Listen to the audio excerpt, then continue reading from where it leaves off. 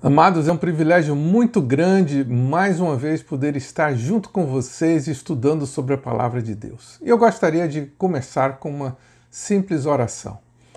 Pai, nós queremos te pedir que o Teu Espírito Santo possa nos iluminar a cada ouvinte.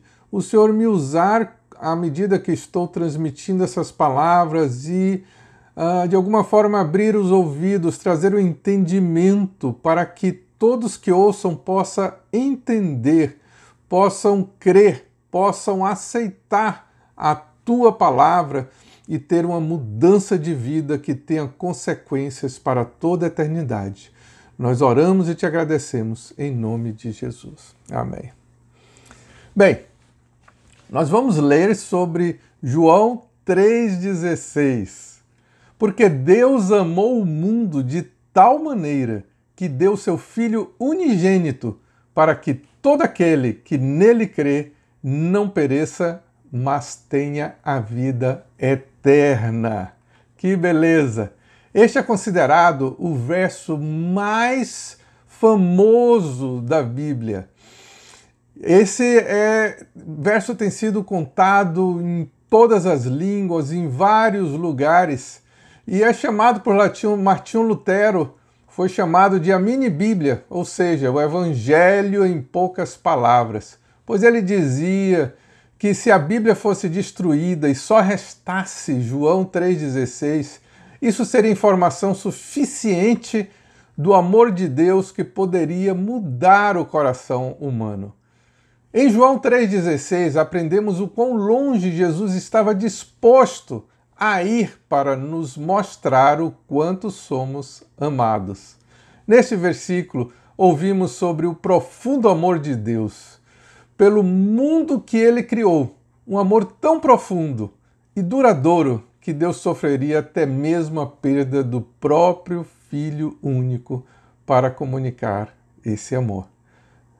Mas por mais profundo que possa parecer, o versículo é, na verdade, ainda mais significativo quando você entende um pouco mais sobre a linguagem que João emprega nele.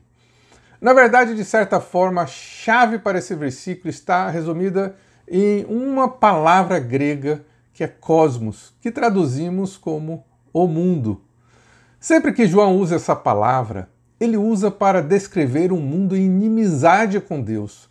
Portanto, muito mais tarde na história, quando Jesus prepara seus discípulos para partida iminente, ele lhes promete ajuda e diz no capítulo 14, versículo 16 e 17 o seguinte: Pedirei ao Pai, e ele vos dará outro advogado, que esteja com vocês para sempre. Este é o Espírito da verdade, que o mundo não pode receber, porque não vê nem o conhece. Vemos que o mundo não pode nem mesmo perceber o Espírito da verdade de Deus. Da mesma forma, Jesus fala em João 14,30 do contraste e até do confronto entre ele e o mundo. Não vou mais falar muito com você, porque o governante deste mundo está chegando e ele não tem poder sobre mim.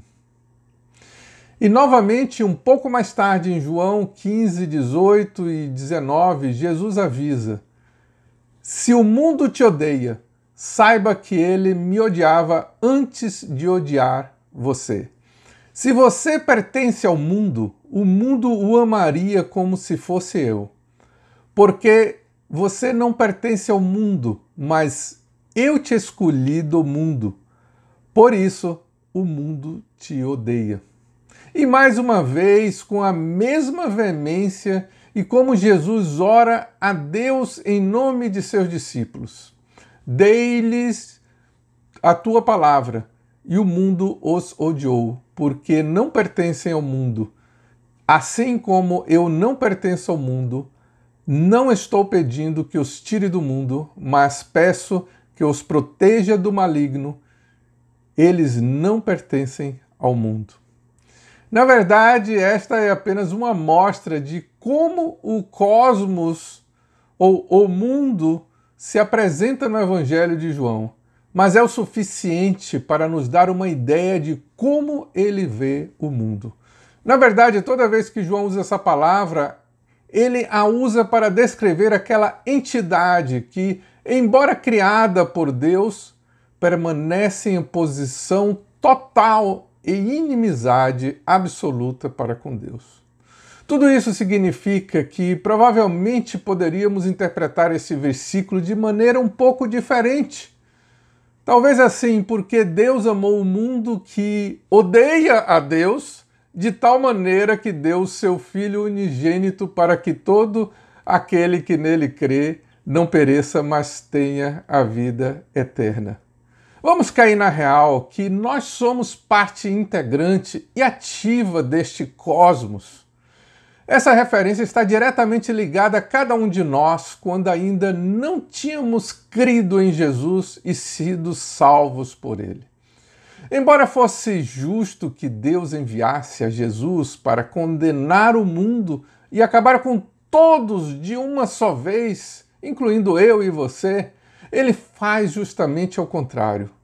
O que pode ser visto no versículo seguinte em João 3,17. Porque Deus enviou o seu Filho ao mundo, não para que condenasse o mundo, mas para que o mundo fosse salvo por ele. Salvo por ele. Esta foi a missão de Jesus. Vim salvar a cada um de nós. Preste atenção a esta frase, para que todo aquele que nele crê não pereça, lá em 3,16. O amor de Deus é universal, e isso inclui a mim e a você, mesmo quando éramos seus inimigos. Vale a pena dar uma paradinha para lermos o que está escrito em Romanos 5, de 10 a 11. E se quando éramos inimigos de Deus, fomos reconciliados com Deus pela morte do seu Filho, quanto mais, tendo sido reconciliados com ele, seremos salvos do castigo eterno pela sua vida. E agora, alegramo-nos intensamente na relação que Deus estabeleceu conosco. Tudo por causa daquilo que o nosso Senhor Jesus Cristo fez, morrendo pelos nossos pecados e reconciliando-nos com Deus. Notem que ele enviou Jesus para que não pereçamos, o que significa que sem Jesus nós estamos condenados e caminhando em direção à beira de um precipício que desemboca em um lago de chamas eternas de condenação.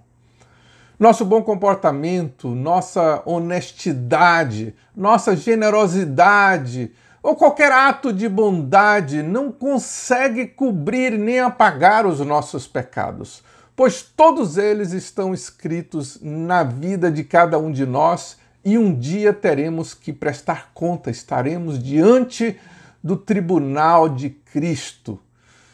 Por isso Deus amou o mundo, enviando a Jesus como solução para pagar a pena pelos nossos pecados, sendo ele esmagado e moído e morto na cruz. E este resgate é válido somente para aquele que crê em Jesus. É o que o versículo diz, aquele que crê em Jesus como seu Salvador e Redentor. Foi para esses que Jesus veio. Ele veio para todos, mas os que vão usufruir da sua vinda são aqueles que creem. Todos os que não creem estão debaixo da condenação e destinados a perecerem. Portanto, creia. Agora mesmo você pode reconhecer os seus pecados e confessá-los se você nunca o fez. Você pode confessá-los a Deus através de umas simples e espontâneas palavras, pedindo perdão e reconhecendo a Jesus como seu único Salvador.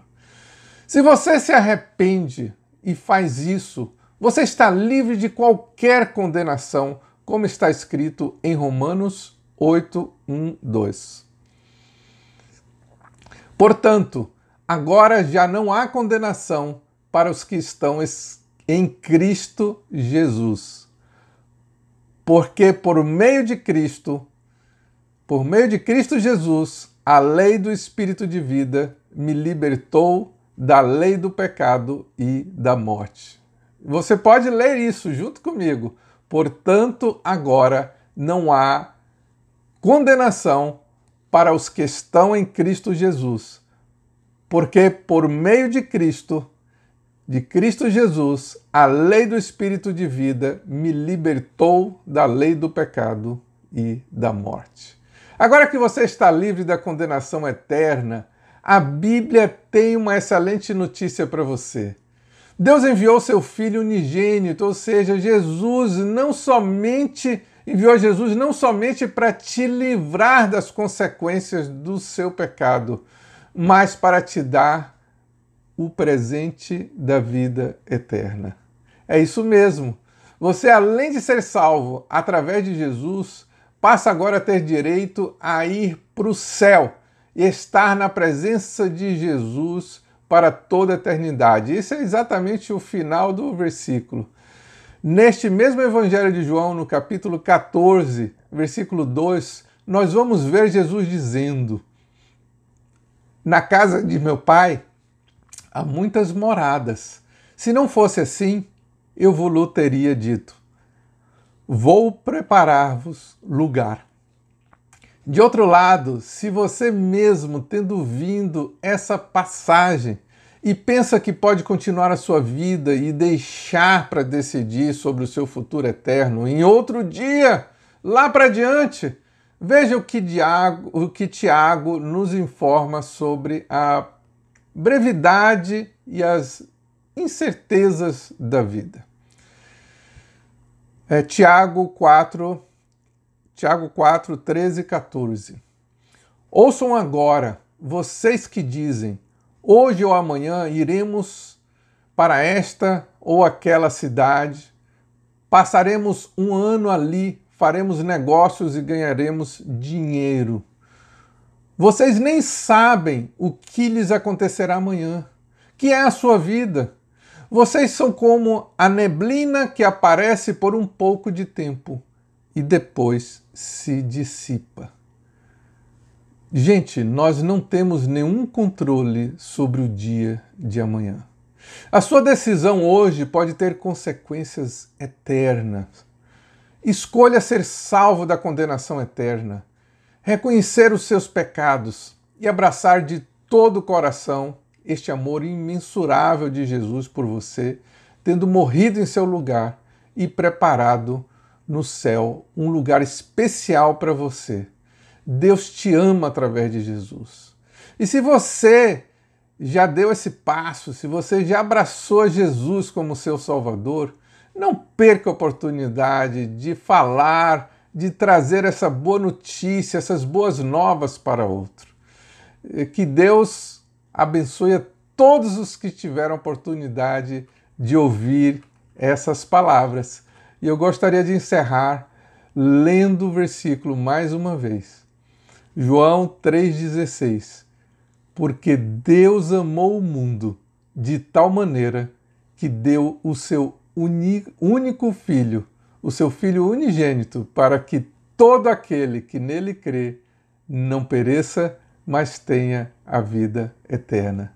Que Deus os abençoe em nome de Jesus. Amém.